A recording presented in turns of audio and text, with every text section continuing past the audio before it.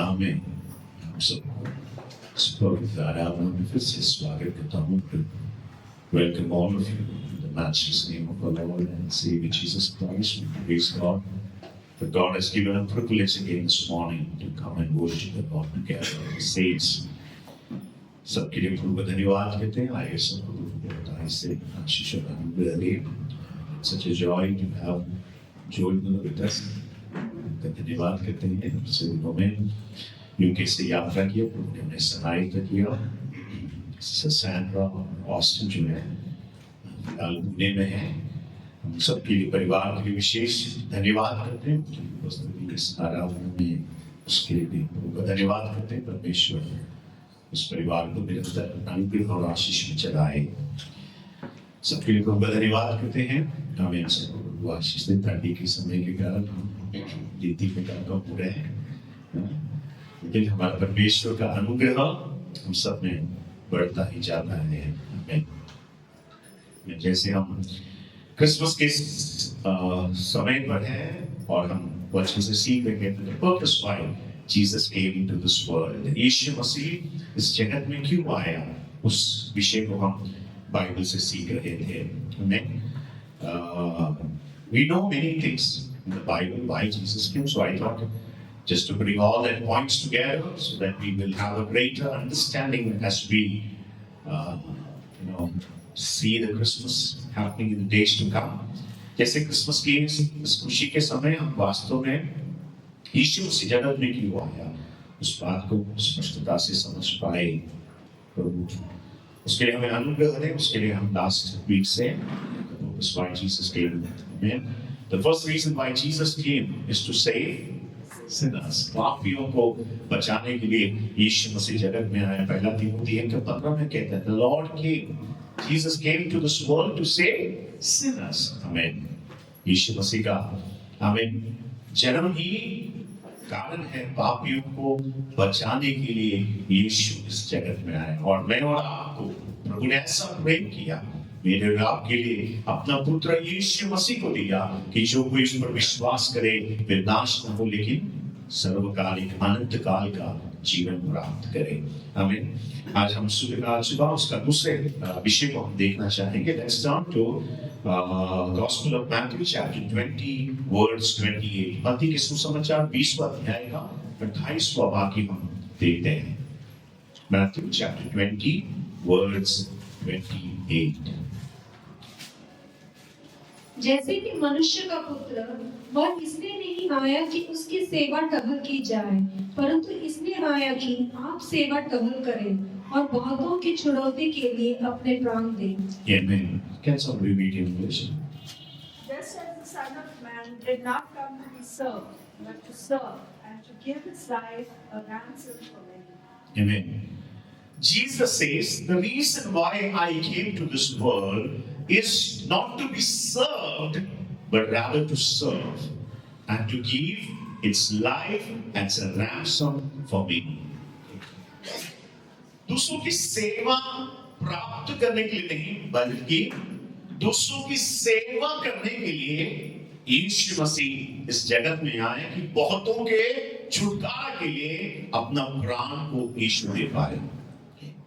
देखो दुनिया में हम बहुत सारे गुरु लोग हैं, संत लोग हैं, बहुत सारे क्या कहते हैं महान लोग हैं, लेकिन उन सारे लोगों में से यीशु मसीह की विशेषता अद्भुत है। यीशु मसीह की जो भावना थी, यीशु मसीह की जो सेवकाई थी, वो सारे लोगों से अधिक श्रेष्ठ है। आपको पता है दुनिया में बड़े बड़े संत लोग होते हैं, वो लोग हमेशा दूसरों से सेवा प्राप्त करते थे। हम जिस राज्य में रहते हैं इस राज्य के पूर्व काल को हम अगर देखें, आपको पता है भारत में 4 प्रकार के जातियां होती थी। पता है 4 प्रकार की जातियां हमने पढ़ी थी, फेसबुक में पढ़ा होगा आपने। ब्राह्मण, क्षत्रिय, फिर कौन है शूद्र लास्ट में, वैष्णवी वैष्णव आते हैं नहीं, याद नहीं भूल के नाम तो पढ़े लास्ट ना, टीचर है, प्रिंसिपल है, टीचर्स बैठे हैं, वो हमें बता सकते हैं। हाँ हमने बहुत मेहनत से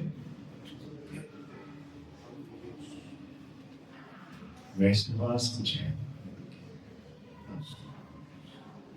Anyway, 4 ग्रुप थे, चले सबसे नीचे था शूद्र लोग, सबसे नीचे। एक जमाने में ऐसा होता था, ब्राह्मण जाते थे ना, तो जो है शूद्रस जो है रास्ता क्लियर करके देना पड़ता था। कितने कितने घटना घटी है जहां ब्राह्मण लोग जाते हैं, वो कुएं से दूसरों को पानी नहीं ले सकते हैं, क्योंकि उन्होंने वो समझते थे कि वो हम बड़े हैं और वेदा जो है हमारी है, हम पढ़ते हैं, तो बाकी सारे लोग नीचे के हैं। आपको पता है हमारे केरला में भी एक ऐसा समय था जहां नीचे के लोग हैं, उनको खाना जब खेती में काम के लिए जब बुलाते थे तो खाना कैसे देते थे मालूम है? एक 50 या 80 साल पुरानी बात है, घटना है। मिट्टी में खड्डे खोदते थे, जो कन्नी होती है ना, कन्नी जो चावल वो, और जो कुछ भी होगा खाने का वो उस जमीन के मिट्टी के अंदर डाल के थे, पात्र में भी नहीं देते थे। घर के बाहर आंगन में खड्डे खोद कर खाना देते थे, वहां से वो लोग खाते थे। ये अफवाह नहीं है, आप चरित्र को पढ़कर देखो। लेकिन हमारा प्रभु यीशु मसीह सारे मानव जाति के लिए एक नमूना बनता है। यीशु कहता है, I have not come to receive service, दूसरों की सेवा प्राप्त करने के लिए मैं नहीं आया, बजाय दूसरों की सेवा करने के लिए आया है। आमीन हालेलुया। हमारे यीशु मसीह की मनोभावना को देखो। आमीन हालेलुया। आपको पता है, आमीन, सुसमाचारक लोग, यीशु मसीह के प्रेम से आए हुए अनेक लोग इस मनोभावना से इस देश में सेवकाई किया। कितने कितने क्रिश्चियन मिशन हॉस्पिटल्स को देखो। लोग हमको बोलते हैं ना, हम ऐसे करते हैं वैसे करते हैं, पार्लियामेंट में एक बार ऐसी बात हुई, कहता है कि तुम ये उनके बारे में, क्रिश्चियन के बारे में बोलते हैं, लेकिन उनकी सेवा तुम क्यों नहीं करते हो? मेरे घर के सामने एक रिटायर्ड कमिश्नर है म्युनिसिपैलिटी का, तो मैंने उनसे एक बार बात करते समय कहा कि सर, हम आपके लोगों को मानते हैं। मैंने कहा क्यों सर? बोलते आपके जैसा सेवा करने का मनोभावना दूसरों में नहीं है। मैंने क्यों ऐसा?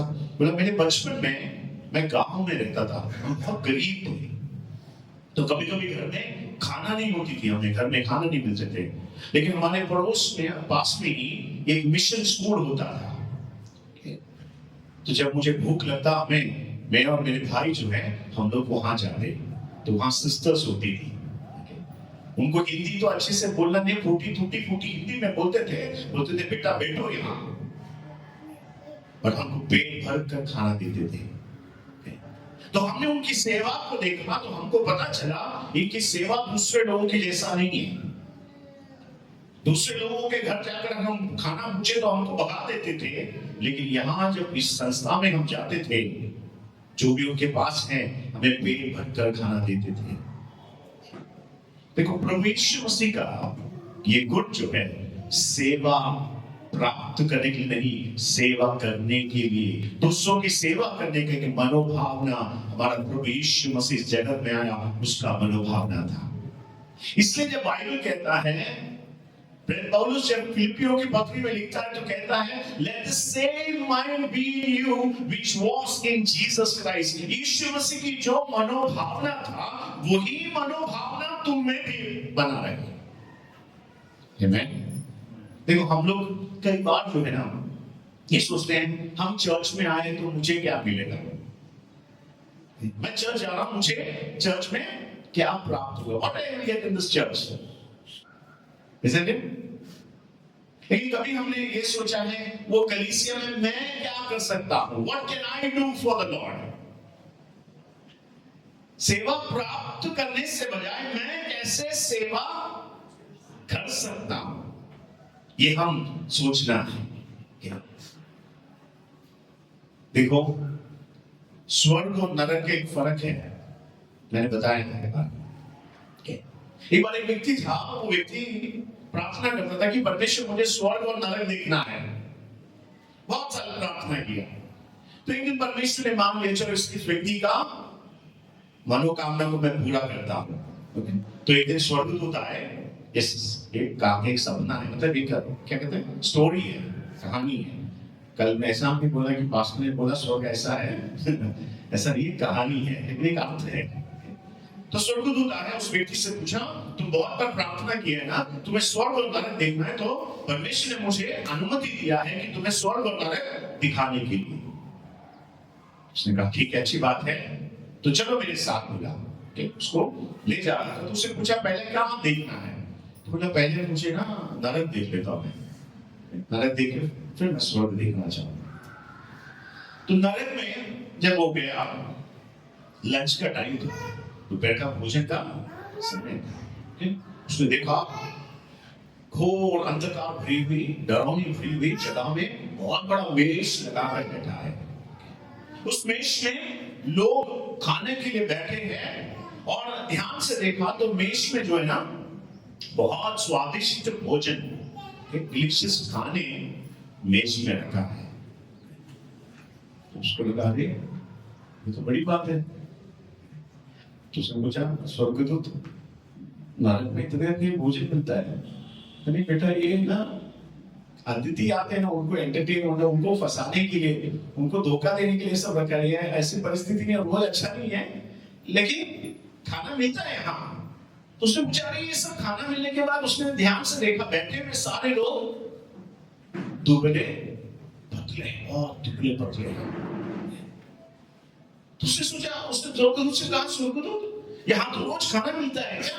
रोज खाना मिलता है, लेकिन ये सारे लोगों को रोज खाना मिलने के बाद भी ये दुबले पतले क्यों है? तो उसने कहा ध्यान से देखो उनके हाथों पर, उनके हाथों में क्या है मालूम क्या? एक बड़ा चम्मच है ना, ये हाथ पे सब बंधा हुआ है। तो कोई भी अपने लिए नहीं खा सकता है, मैं अपना खाना लेकर अपने मुंह में नहीं रख सकता, लेकिन पड़ोसी को मैं खिला सकता हूं। तो नरक में रहने वाला व्यक्ति बोलता है मैं नहीं खाऊंगा, तुझे भी नहीं खिलाऊंगा, मैं तो नहीं खा रहा हूं तो तुझे भी नहीं खिलाऊंगा। वहां का देखकर स्वर्ग गया, वहां भी लंच का टाइम चल रहा था। वहां देखा तो मेज थोड़ा खाली है, सब अट्टे कट्टे बलवंत लोग हैं। उसने कहा यहाँ भी ऐसा है क्या?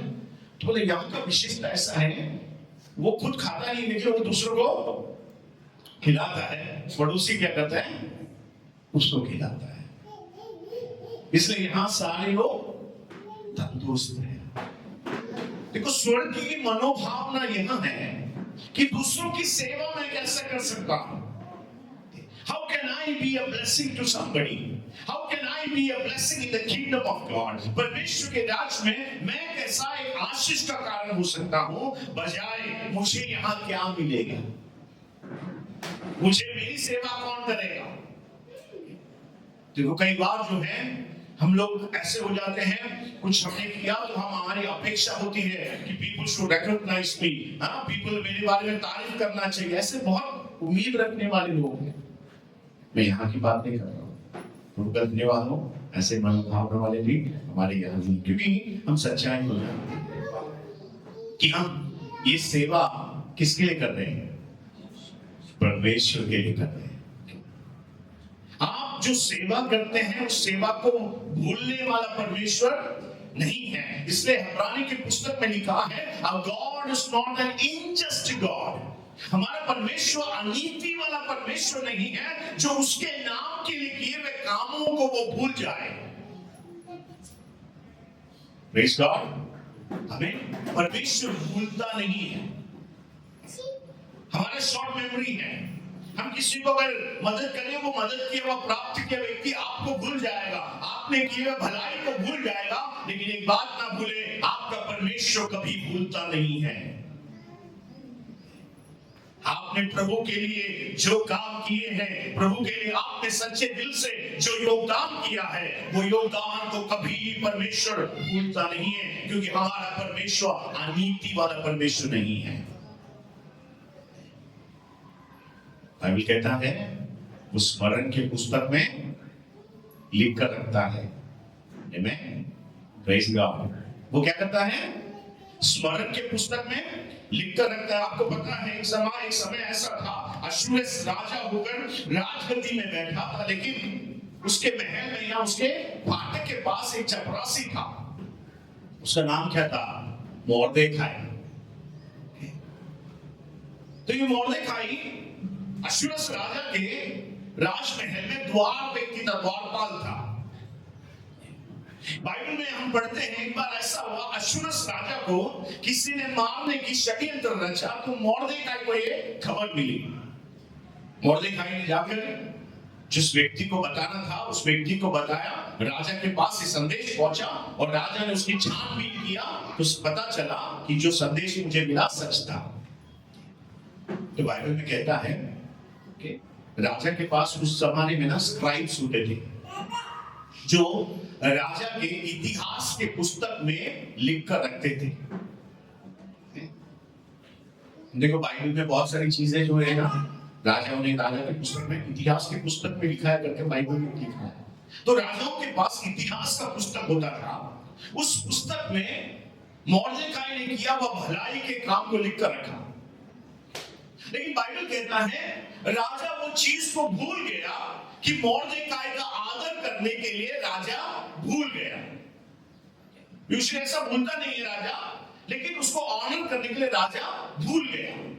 बाइबल कहता है एक दिन ऐसा हुआ कि अश्शूर राजा को रात को नींद नहीं आई, बहुत बेचैनी उसको होने लगा। तो अश्शूर राजा ने अपने कमांडर से कहा एक काम करो, वो इतिहास का पुस्तक तू लेकर आ। रात को मुझे नींद नहीं आ रही है, तो मैं काम कर लेता हूँ, थोड़ा सा पढ़ लेता हूँ, थोड़ा क्या क्या घटना घटी है पढ़ लेता हूँ। तो ऐसे पढ़ते पढ़ते जा रहा था ना, तो मोर्देखाई ने किया वो भलाई के काम के बारे में चैप्टर खुला। कहा कि मोर्देखाई फलाना समय में राजा आपके विरोध में दो लोग षड्यंत्र रचे थे आपको मारने के लिए, लेकिन मोर्देखाई ने वो संदेश आपको पहुंचाकर आपके प्राण को बचाया। तो राजा ने पूछा अच्छा उसको इनाम में क्या दिया? बोला नहीं उसको इनाम तो आपने कुछ नहीं दिया। तो ठीक है ऐसा काम करो, कल हामान को बुलाना और बोलना वो मोर्देखाई व्यक्ति है ना जिससे तू नफरत करता है ना, जिसको तू मारने की षड्यंत्र रचा है ना, उसको मेरे घोड़े पर बिठाकर, मेरा वस्त्र पहनाकर, मेरी अंगूठी पहनाकर पूरे नगर में अश्शूर के नगर से लेकर जाकर कहना राजा यदि किसी का सम्मान करे तो ऐसा करेगा। देखो जीवन में परमेश्वर के लिए आपने मैंने किया ना, कभी कभी परमेश्वर स्मरण के पुस्तक में लिख कर रखता है। प्रभु अपने समय आएगा, in God's time God will honour us. परमेश्वर के समय पर परमेश्वर आपको मेरा आदर करने वाला एक परमेश्वर है। एक बात याद रखना, कभी ये पृथ्वी में भी उसका प्रतिफल नहीं मिला तो भी स्वर्ग में मिलेगा नीचे। आमीन हालेलुया। बहुत साल सेवकाई किया एक दंपत्ति जो है, आमीन अफ्रीका में मिशनरी होकर सेवकाई किया। सेवकाई करकर बहुत साल के बाद जब बुजुर्ग हो गए, उन्होंने वो सेवकाई किसी और मिशन को देकर वापस न्यूयॉर्क आ रहा था। न्यूयॉर्क आने वाले उस जहाज में रूसवेल्ट जो प्रेसिडेंट है अमेरिका के, वो भी यात्रा कर रहे थे। इन्होंने जब जहाज में यात्रा किया, बहुत सुरक्षा बहुत कड़ी थी। जब उन्होंने अंदर प्रवेश किया, उनको पता नहीं था, तो कैप्टन से ये दंपत्ति ने पूछा, सर ये शिप में इतना सिक्योरिटी क्यों है? What is the reason? उन्होंने कहा, प्रेसिडेंट रूस was travelling back to New York, he is in this ship. तो यात्रा में प्रेसिडेंट से तो मुलाकात नहीं हुआ, लेकिन जैसे न्यूयॉर्क जब पहुंचे, बड़े धूमधाम से प्रेसिडेंट को स्वीकार करने के लिए उनका कॉन्वॉय, प्रेस रिपोर्टर्स, बहुत सारा भीड़ वहां जमा थी। प्रेसिडेंट और उनका कॉन्वॉय जाने के बाद बाकी साधारण लोग को शिप से उतरते समय ये दंपत्ति बहुत दीर्घ साल जो है अफ्रीका में काम करने के बाद अपना ही शहर, अपना घर वापस आते समय उनको स्वीकार करने के लिए कोई नहीं था। वो अपने लगेज उठाए, टैक्सी पकड़ा, अपने घर जा रहे थे। तो जाते जाते टैक्सी में बैठ गए। ये पति ने कहा, अरे देखो कितना दुर्भाग्य है कि इतने साल हमने सेवकाई किया और हम वापस अफ्रीका से वापस आते समय स्वीकार करने के लिए हमारे लिए कोई नहीं आया। देखो प्रेसिडेंट जब आया, उसे स्वीकार करने के लिए बड़े धूमधाम से उसकी स्वीकृति की। तो कोई बात नहीं, लेकिन ये व्यक्ति घर गया तो भी बेचैनी की, ऐसा क्यों हो रहा, क्यों हुआ? उसकी बेचैनी देखकर पत्नी ने कहा, एक काम क्यों नहीं करते हो, आप थोड़े कमरे में जाके प्रार्थना करो, आपका मुंह बड़ा मायूस लग रहा है। मैंने जाकर प्रार्थना किया। थोड़ी देर के बाद प्रार्थना करने के बाद जब वापस वो अपने रूम से बाहर आए, चेहरा खिली हुई थी, चेहरे में बड़ी खुशी थी। मैंने पूछा, अब तक आप बड़े दुखी थे, निराश थे, लेकिन प्रार्थना के बाद आपका चेहरा खिला क्यों है? आपके चेहरे में वो प्रकाश क्यों है? उस प्रभु के दास ने कहा, प्रार्थना करते समय परमेश्वर ने मुझसे बातें की। God spoke to me. God said, why are you disappointed? कहा, क्यों तो निराश क्यों है? मैंने कहा, परमेश्वर देखो, मैंने इतने साल आपकी सेवकाई की, लेकिन मुझे अपने घर आते समय स्वीकार करने के लिए कोई है, लेकिन वो प्रेसिडेंट को देखो, उसे स्वीकार करने के लिए बहुत सारे लोग थे। तो परमेश्वर मुझसे शांत ने कहा, बेटा प्रेसिडेंट अपना घर आया है, लेकिन तू अपने घर अंदर नहीं आया। प्रेसिडेंट जो है अपना घर वापस आया, इसलिए उसको स्वीकृति मिला, लेकिन बेटा तू अब तक अपना घर नहीं आया है। जब तू अपने घर आएगा, आमीन हालेलुया, उस दिन तुझे पता चलेगा इस परमेश्वर की सेवा करने का सौभाग्य कितना बड़ा था जीवन में। आमीन हालेलुया। मेरे प्रियो में कहने का तात्पर्य है, यहाँ पर सेवकाई करने वाले मुझे और आपको परमेश्वर आदर करने वाला एक परमेश्वर है। इसलिए यूहन्ना के सुसमाचार में कहता है, He who serves me, my Father will honor them. जो मेरी सेवा करते हैं उसको कौन? मेरा पिता उसका आदर करेगा। इसलिए जीवन में प्रभु की सेवा में मैं और आप टहल करते हैं तो निश्चय मुझे और आपको आदर करने वाला एक परमेश्वर है। उस परमेश्वर का मैं धन्यवाद करता हूं। So Jesus' attitude was he came to serve people. That was the attitude of Jesus. दूसरों की सेवा करना। और हमें भी ये मनोभावना हमें भी होना चाहिए कि मैं कैसे प्रभु की सेवा दूसरों के लिए कर सकता हूं। Amen. और कहता है, what is the second part?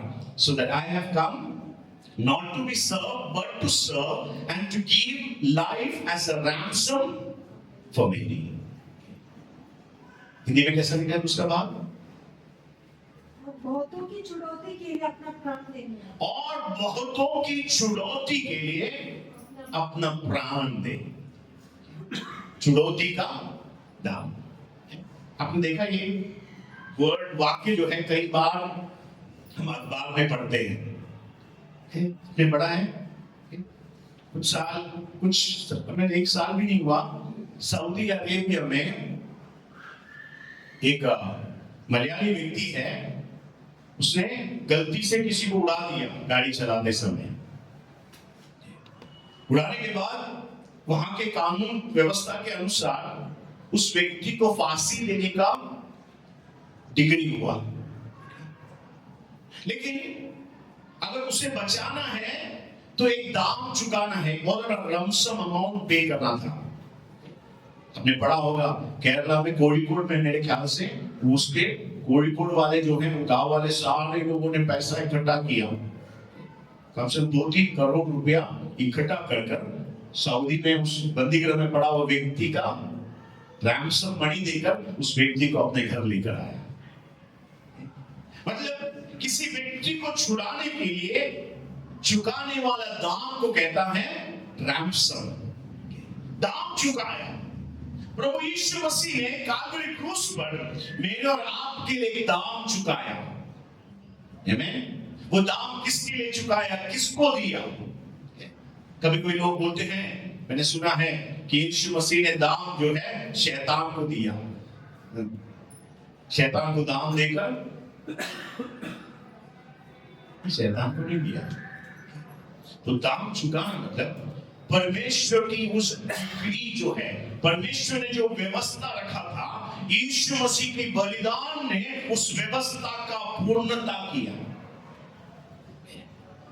मतलब परमेश्वर का डिग्री था कि जो व्यक्ति पाप करेगा वो मरना है, लेकिन उस मरने की मृत्यु की व्यवस्था को परमेश्वर ने अपने पुत्र यीशु मसीह पर रखा, और यीशु मसीह मेरे और आपके लिए वो दाम चुकाया। उसने कहा, पिता ये लोग मरने से अच्छा मैं उनके लिए मरता हूं। I will die in their place. Jesus died in place of us. Propitiation जो हम बोलते हैं, हमारे लिए वो मारा गया, हमारे खातिर वो मारा गया। बाइबल कहता है, I mean the reason why Jesus came into this world is to serve and to give as a life, as a ransom for many. मुझे और आपको बंदुआई से छुड़ाने के लिए यीशु मसीह ने दाम चुकाया। मैं उनके लिए अपना प्राण दिया था। कहा, पिता आपका लॉ कहता है आप आपकी शयानी व्यवस्था एक दाम चुकाकर यीशु ने खरीदा है। इसलिए बाइबल कहता है, don't you know that you are the temple of God and the Spirit of God dwells in you, for you are bought with a price. आपको एक दाम देकर खरीदा है। आमीन। यहाँ बैठे हुए कोई भी ऐसा व्यक्ति नहीं है जिसको परमेश्वर ने दाम नहीं दिया। मुफ्त में कोई व्यक्ति नहीं आया। आपने मैंने उधार मुफ्त में पाया, लेकिन वो उधार पाने के लिए किसी ने दाम चुकाया। दाम यीशु मसीह अपना जीवन मेरे आपके लिए देकर मुझे और आपको खरीदा है। You are bought with a price. Therefore, Bible says, glorify God through your life because you are bought with a price. The next reason why Jesus came into the world, John chapter 12 verse 46. यूहन्ना 12 का 46 वाक्य से देखना। John chapter 12 verse 46. मैं जगत में ज्योति होकर आया हूँ ताकि जो कोई मुझ पर विश्वास करे वह अंधकार में न रहे। मैं ज्योति होकर आया हूँ कि जो मुझ पर विश्वास करे वे अंधकार में ना रहे। Jesus said, I have come to be the light of the world. Praise God. यीशु मसीह ज्योति होने के लिए, ज्योति होकर इस संसार में आया। आपको पता है, ये IAS एग्जाम में एक बार एक क्वेश्चन आया। क्वेश्चन ऐसा था, Who is the light of Asia?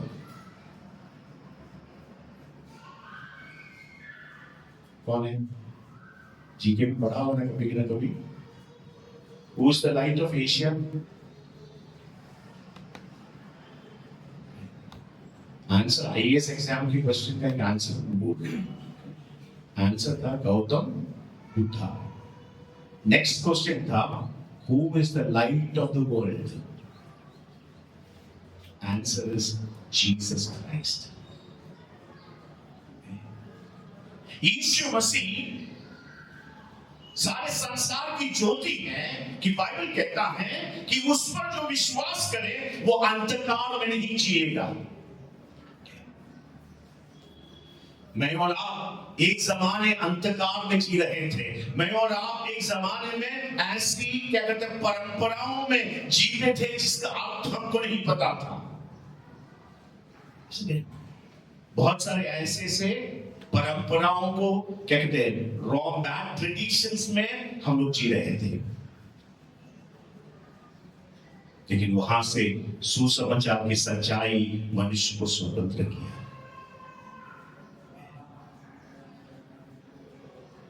एक बार ना नागालैंड में एक बुजुर्ग व्यक्ति बाइबल पढ़ रहा था सुबह अपने घर के आंगन में बैठकर।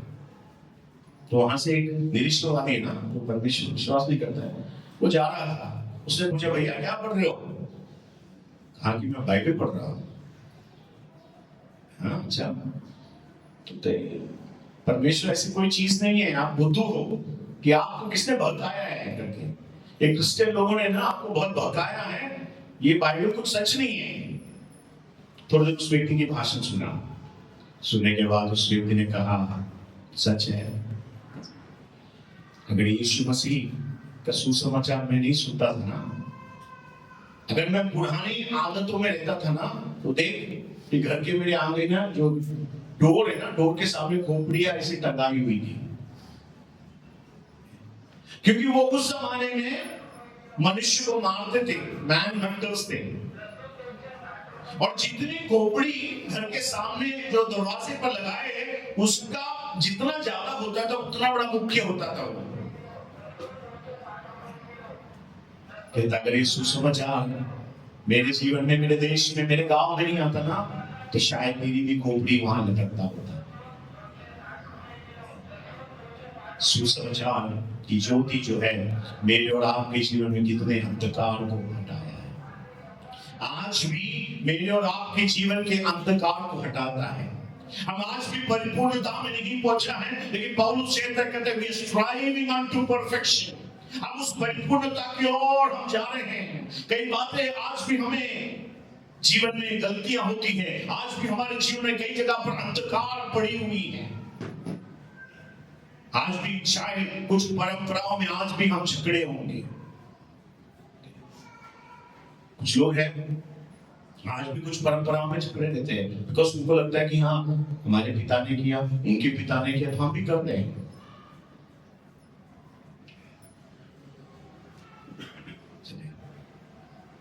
मैंने देखा कुछ विश्वासियों को विश्वास में है, लेकिन आज भी प्रार्थना करते समय पूर्व की ओर देखकर प्रार्थना करते हैं।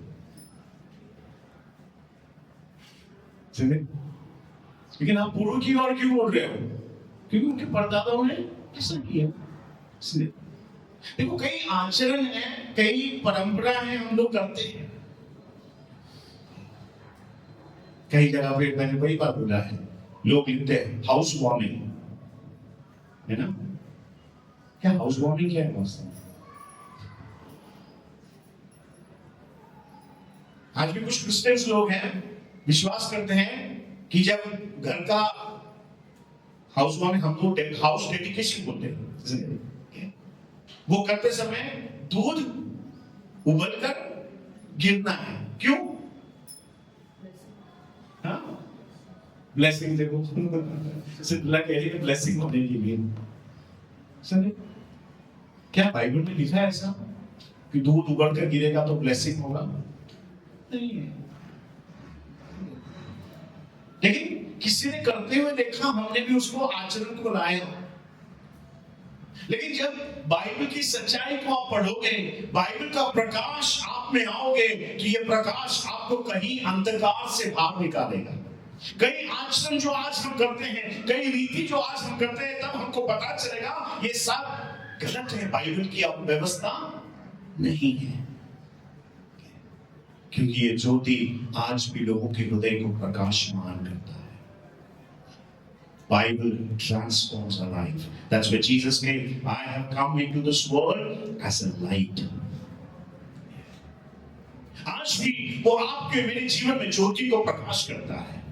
उतना ही नहीं, हमें हालेलुया उसके पवित्र आत्मा जो है मेरे और आपके हृदय में छुपी हुई अंधकार में पड़ी हुई चीजों को भी उजियाला में लेकर आता है। इसलिए हमें भजन संगीत लिखने वाला कहता है, Lord search me and know me O God, try and examine me O God, if there is any way of wicked in me, but Lord remove it and lead me the path of righteousness.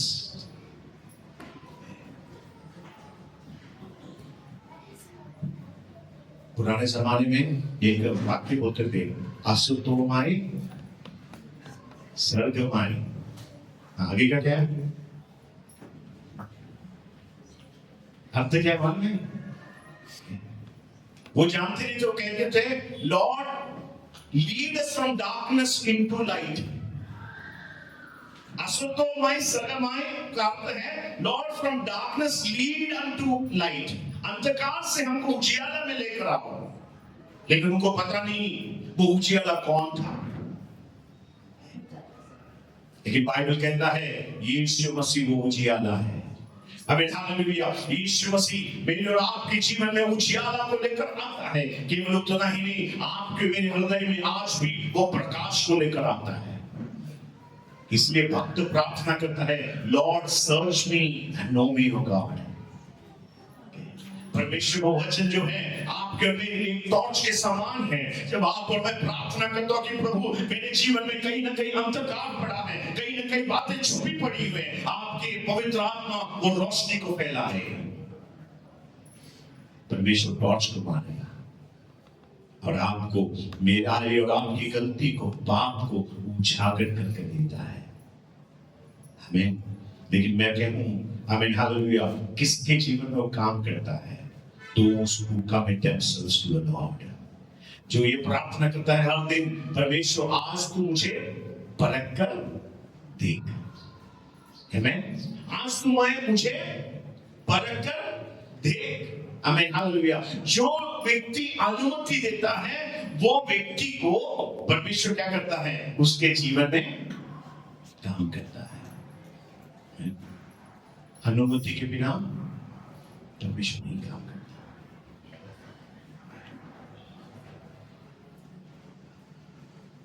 आपको पता है तो यहाँ एक वाक्य टंगा है, Behold, I stand at the door and knock.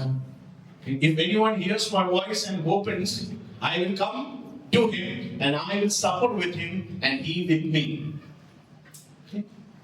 ये ऐसे में ड्रॉइंग है ना, होमस बोलकर एक व्यक्ति ने ड्रॉ किया था पहली बार। जब ये व्यक्ति ने ड्रॉ किया ना तो अपना पेंटिंग को प्रदर्शन किया। पेंटिंग को प्रदर्शन किया तो उसके दोस्त था, उसने कहा बहुत अच्छे से ड्रॉ किया हमने। यीशु मसीह द्वार पर खड़े रहकर खटखटा रहे हैं, लेकिन एक कमी है, अपने लॉक और लैच नहीं लगाए लोग। कहना बाकी सब कुछ बढ़िया है, वंडरफुल पेंटिंग, पर लेकिन लॉक और लैच डोर पे नहीं लगा है। थॉमस ने कहा, आई नो,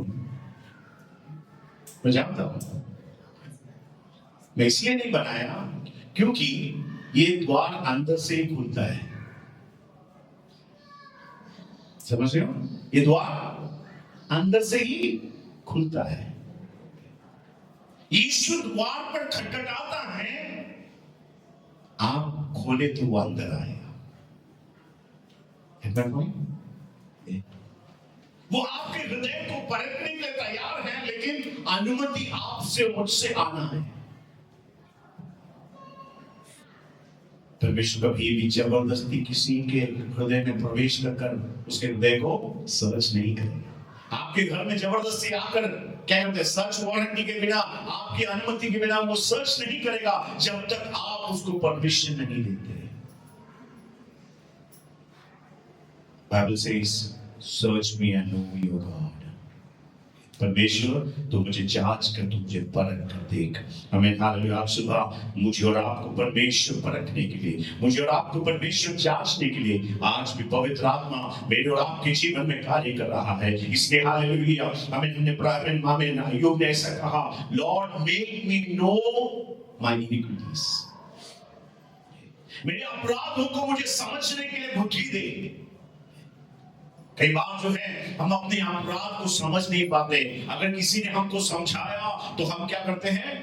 विद्वेष करते हैं, रिटेलिएट करते हैं। How dare you tell me like this? आपने कैसा मेरे बारे में ऐसा बोला? समझे? लेकिन यदि मेरे और आपके अंदर आयु का एक स्वभाव है कि परमेश्वर मेरे अपराध को मुझे समझाना, सिर्फ प्रकट कर नहीं था, लेकिन वहां प्रकट कर देकर मुझे छोड़ना नहीं, लेकिन मुझे समझने के लिए बुद्धि देना। पवित्र आत्मा मुझे मेरी गलती को समझाना, हमें हाल मेरे जीवन की कमी को समझाना, मेरे जीवन में मैं कहां पर गिर पड़ा हूं, मेरे जीवन में कहां मैं पीछा हूं, परमेश्वर ये तो मुझे समझा दे।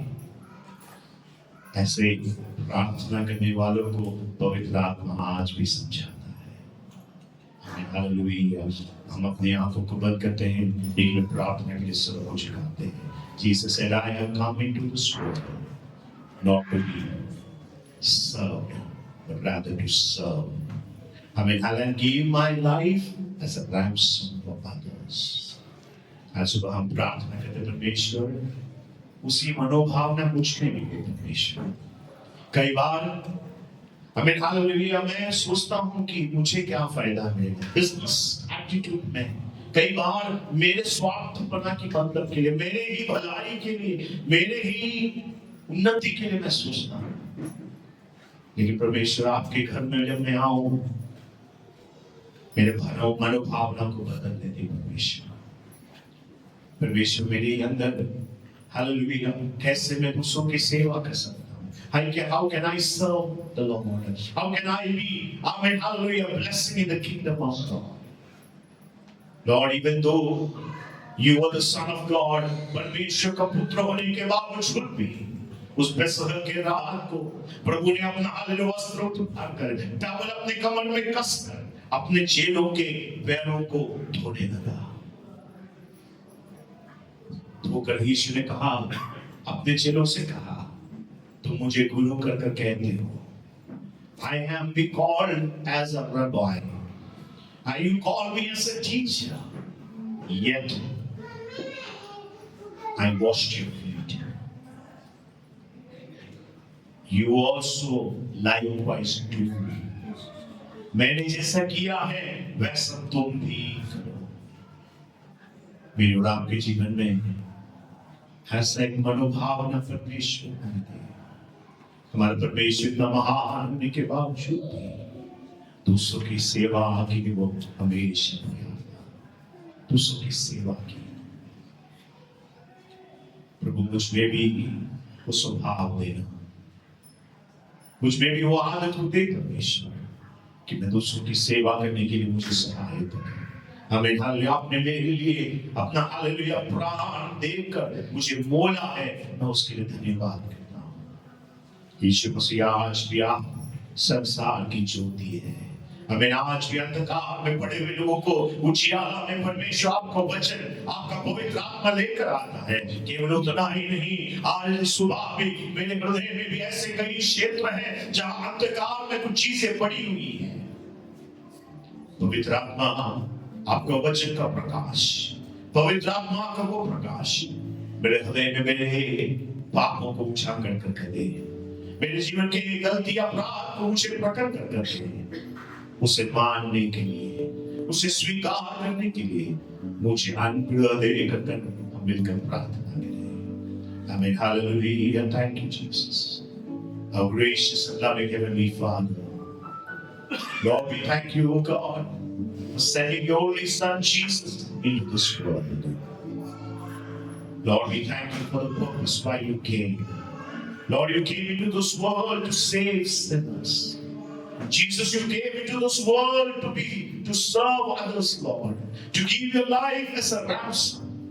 You came into this world to be the light of the world, that those who follow you should not walk in darkness. We thank you, Lord, for liberating us from the clutches of darkness, to the darkness of traditions and human principles, Lord. Thank you, Lord, for setting us free. We thank you and praise you, Jesus. Committing each one of us into your wonderful hands, Lord. Bless us, O Lord, for the remaining time. In Jesus' wonderful name we pray. Amen. Amen. God bless you, Bishop. Absolutely.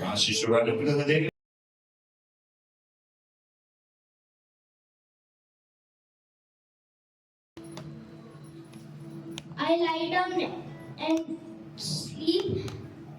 I lie down and sleep, and I sleep. I wake up again because you strengthen me. Lord, heal me and I will be healed. Lord, save me and I will be saved. For you are the one I praise.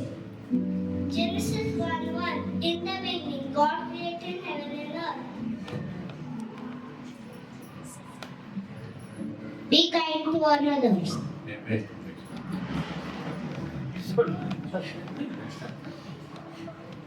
To him alone who does great wonders, his mercy endures forever. To him alone who made the great lights, his mercy endures forever. To him who laid the land of the earth above the waters, his mercy endures forever. To him who by wisdom made the heavens, his mercy endures forever. Amen. Psalm 136 verses 4 to 7.